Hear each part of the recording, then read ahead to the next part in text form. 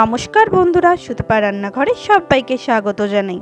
আজকে আমি তোমাদের সাথে শেয়ার করব চিংড়ি মাছের নতুনত্ব রেসিপি, যার নাম আলু চিংড়ি। তার জন্যই আমাদের এখানে লাগছে চিংড়ি মাছ নুন ও লঙ্কা গুঁড়ো দিয়ে ম্যারিনেট করে রেখে দেবো 15 মিনিট। নিয়ে নেব আলু ডুমো ডুমো করে কেটে নিয়েছি। নিয়ে নেব সাদা কালো সর্ষে, কাঁচা লঙ্কা, নুন ও সামান্য পরিমাণ সর্ষের তেল।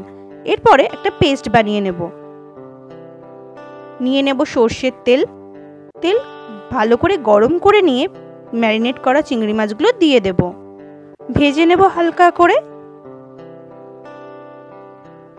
এরপরে তুলে রেখে দেব। সেই তেলেই নিয়ে নিলাম আলুগুলো।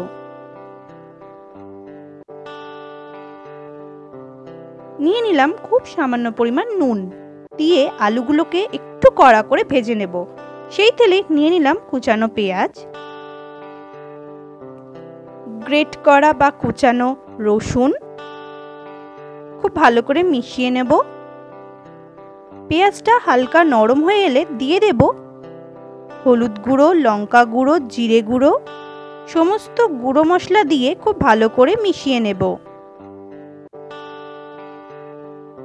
মশলা থেকে তেল ছেড়ে দিয়েছে, দিয়ে দেব দুটো মিডিয়াম সাইজের টমেটোকে পেস্ট করা পেস্টটা, সেটাকেও খুব ভালো করে মিশিয়ে নেব।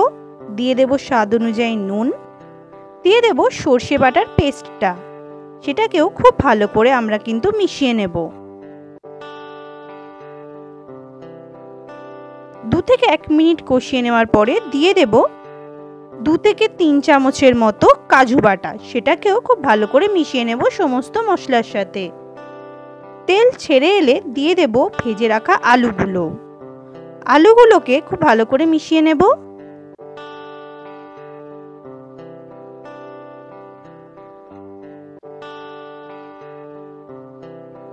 তেল ছেড়ে এসছে আমাদের মশলা থেকে, দিয়ে দেব ভেজে রাখা চিংড়ি মাছগুলো, খুব ভালো করে মিশিয়ে নেব। এরপরে ঢাকা দিয়ে রান্না করে নেব 2 থেকে 3 মিনিটের মতো।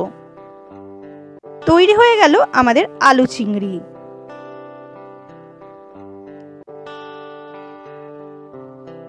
এরপরে নামানোর সময় 1 চামচের মতো আমি সর্ষের তেল দিয়ে দিয়েছি, তাহলে কিন্তু ফ্লেভারটা আরো ভালো আসবে। সমস্ত ভিডিওগুলোর মতনও যদি এই ভিডিওটা ভালো লেগে থাকে অবশ্যই একটা লাইক করে দেবেন।